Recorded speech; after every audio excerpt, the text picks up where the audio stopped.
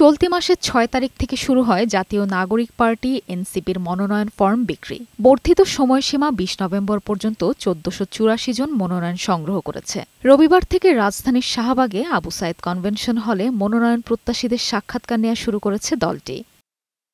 এ উপলক্ষে আয়োজিত সংবাদ সম্মেলনে দলের মুখ্য সমন্বয়ক নাসির উদ্দিন পাটোয়ারি বলেন, সংস্কার করা সরকারের দায়িত্ব ছিল, তবে রাজনৈতিক দলগুলোর অঙ্গীকারের অভাবে তা বাধাগ্রস্ত হয়েছে। এ সময় তিনি বলেন, নির্বাচনী প্রচারণা করতে গিয়ে হামলা ও হুমকি ধামকির শিকার হচ্ছেন দলের প্রার্থীরা। মাঠ লেভেলে তাদেরকে হুমকি থেকে শুরু করে পারিবারিক হেনস্থা পর্যন্ত তাদেরকে করেছিল। ভবিষ্যতে যেই নির্বাচনী মাঠে আমরা নামবো, সেই মাঠে আমরা হুমকি পাচ্ছি এখন যে সকল প্রশাসনকে এক দলের আন্ডারে নিয়ে যেতে হবে। এনসিপির প্রার্থীরা লেভেল প্লেয়িং ফিল্ড পাচ্ছে না এমন অভিযোগ করেন দলের আহ্বায়ক নাহিদ ইসলাম। তিনি বলেন, পূর্বের নির্বাচনের মতোই টাকা ও পেশি শক্তির আধিপত্যের একটা নির্বাচনের দিকে যাচ্ছে আগামী সংসদ নির্বাচন।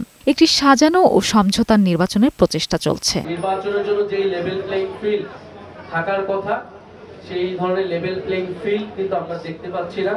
বাংলাদেশের যে নির্বাচনী সংস্কৃতি, যেখানে জবরদখল, প্রশাসনের দখল এবং টাকার ব্যবহার, কালো টাকার ব্যবহার, মাসেল পাওয়ারের ব্যবহার। এনসিপির আসন ভাগাভাগি ও জোট নিয়ে গণমাধ্যমে নানা প্রচার চললেও এককভাবেই ৩০০ আসনে প্রার্থী দিয়ে লড়ে যাওয়ার ইচ্ছা আবারও ব্যক্ত করলেন এনসিপি আহ্বায়ক।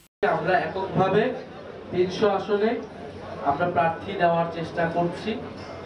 আমরা আমাদের নিজেদের রাজনীতি নিয়ে জনগণের কাছে যেতে চাই। কোনো ধরনের ক্ষমতার জন্য, আসনের জন্য আমরা কারোর সাথে কোনো ধরনের সমঝোতা করি। আমরা যদি একটি আসনও না পাই, জাতীয় নাগরিক পার্টি তার যেই আদর্শ, তার যে নীতি, তার যে লক্ষ্যে, সেই লক্ষ্যে অটুট থাকবে। যোগ্য, সৎ ও নতুনদের সঙ্গে নিয়ে আগামী সংসদ নির্বাচনে চমক দেখানোর আশা ব্যক্ত করেন দলের শীর্ষ নেতারা। মেরিন আমিন, বৈশাখী সংবাদ, ঢাকা।